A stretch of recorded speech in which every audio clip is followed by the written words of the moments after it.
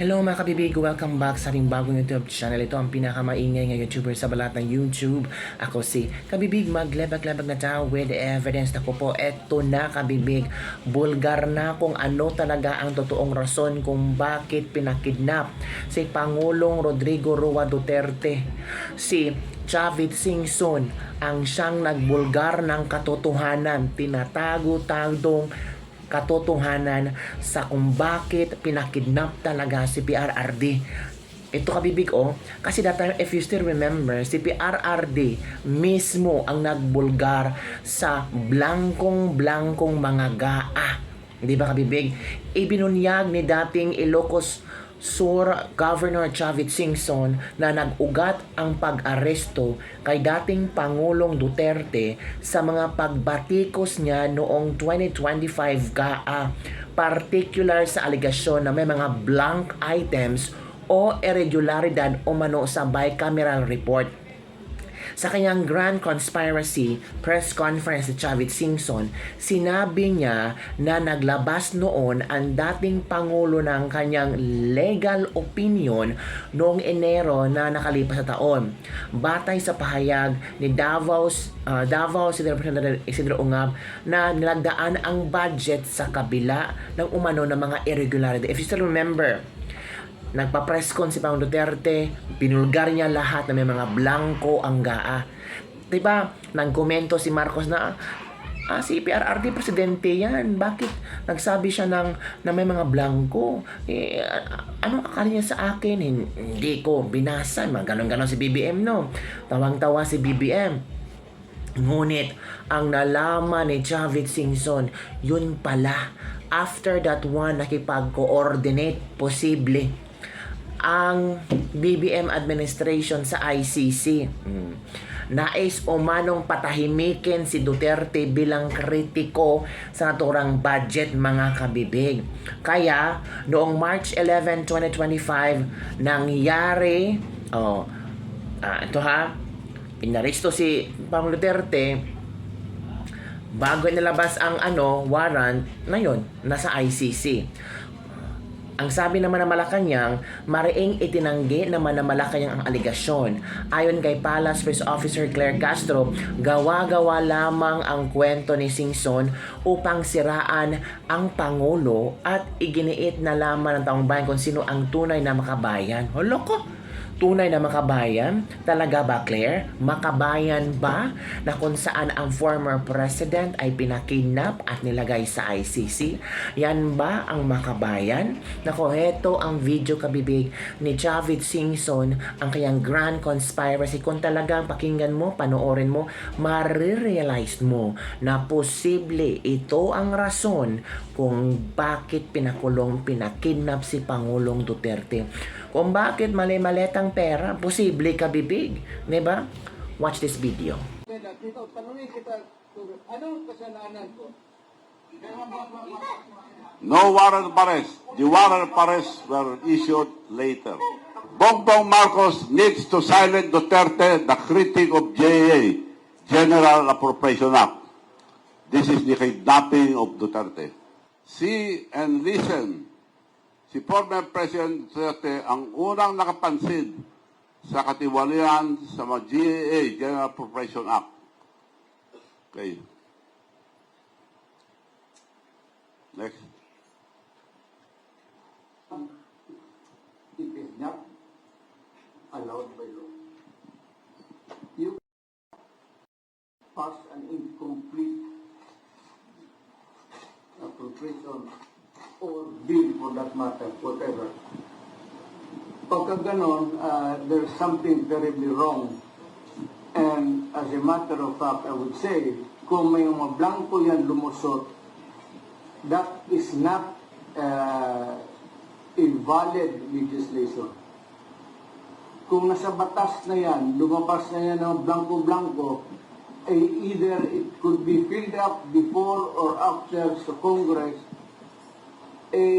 Pagka ganon, what must be submitted is the true and correct figure coming out as prepared by the budget submitted to Congress for appropriation. Pagkaputol-putol yan o may kulang, that is not a valid budget. It's not only inaccurate, but I think the budget is in totality invalid. Hindi na pwede mag-blanco-blanco dyan sa pera ng tao. So, kailangan nakatawa at itanggi ni Bongbong Marcos ang aligasyon ni former President. Let me tell you, as President, I am Wala. going to give you a... Kailangan nakatawa at itanggi ni Bongbong Marcos ang aligasyon ni former President Duterte para palabasin ni Bongbong Marcos na baliwala ang sinabi ni Duterte. run Yeah. for your money. Just last month, I had to read 4,057. Tama na. Take note, he read 4,057 pages. So alam niya yung GAA 2025 ang laman na nandun nakasaksak yung 100 billion na para sa kanya. Makikita niyo mamaya. Federal Appropriations Act for 2025. Because I reviewed it, analyzed it, and yes, in parts, vetoed it. Yeah. So he analyzed it, he studied it. I cannot find those damn blank items. Sinungaling na mastermind. Sinabi niya rito na he analyzed it. So alam niya lahat ang nasa loob and he vetoed it. Out of the 100 billion inserted by Saldico and Martin Romualdez, 1.15 lang ang tinanggal. Ang tinanggal doon, 250 million for Palawan, na importante yun sa Palawan para sa port nila dahil dami ng turista sa Palawan. I think they're having 15 to 20 flights a day. Importante yun, tinanggal. 100 million tinanggal sa Cebu para sa irrigation. 800 sa Abra tinanggal. So 1.15 lang ang tinanggal. So ibig sabihin, pinirmahan pa rin niya yung 98.85 billion na para sa kanya. Tuloy mo. Bongbong Marcos needs to silence Duterte, the critic of GAA, General Appropriation Act. This is the kidnapping of Duterte.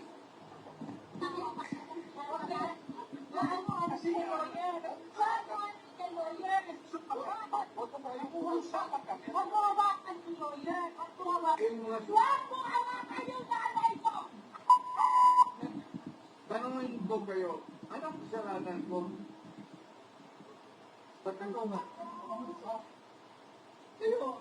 Nandito mo kaya dito, tanungin kita, anong kasalanan ko?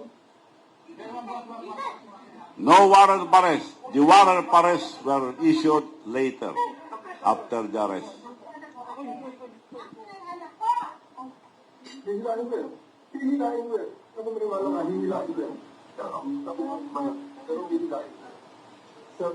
You have to give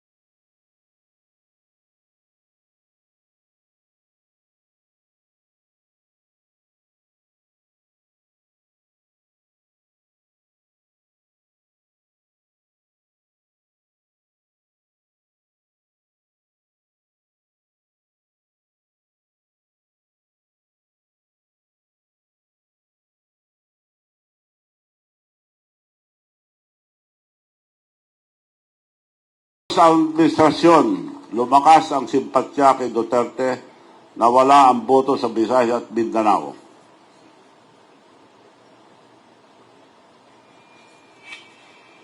Natalo ang senatorial slate ang administrasyon, panalo ang senatorial slate ang oposisyon. Bumagsak ang rating ni Bongbong Marcos Kaya kailangan umarkila ng PR man para baliktarin ang sitwasyon. So yun na yun, Kabibig. Ano ang iyong opinion regarding sa pasabog ni Chavit Singson? Marami ang nagsabi, Kabibig, ito adik talaga itong magnanakaw na bangag ito.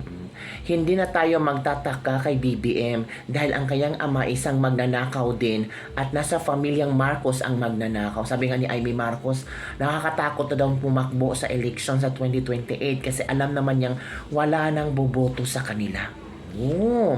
Tama kayo dyan. Kaya nila pinatapon sa dahig si tatay. Di kong pasalamat tayo PPRD kasi nabunyag niya yan. Diba? Kung lahat ng Core Pilipinas mamamatay, milyon po sila mamatay simula hanggang pinakamababa. Nauna papakulong si Pokis kaysa corrupt na flood control at malitang hinahatid sa Malacanang Congress Ford Spark bastos. Yun kami bigha. Bakit hindi pa pinatakip ito si Chavit? Hinayaan pang maghawak ng mikropono. Chavit Singson is Chavit Singson. Wala kayong magagawa dyan. Yun na, Kabibig. Basta ang sagot ni Claire Castro, hindi kayang gawin niya ni BBM. Hindi yan makabayan. Makabayan si BBM. Nirespeto ni BBM ang sovereignty ng Pilipinas. Talaga ba? Comment down below. Don't forget to like, subscribe, and share this video para sa mga latest trending news na ating pag-usap-usapan. Bye everyone. See you next time.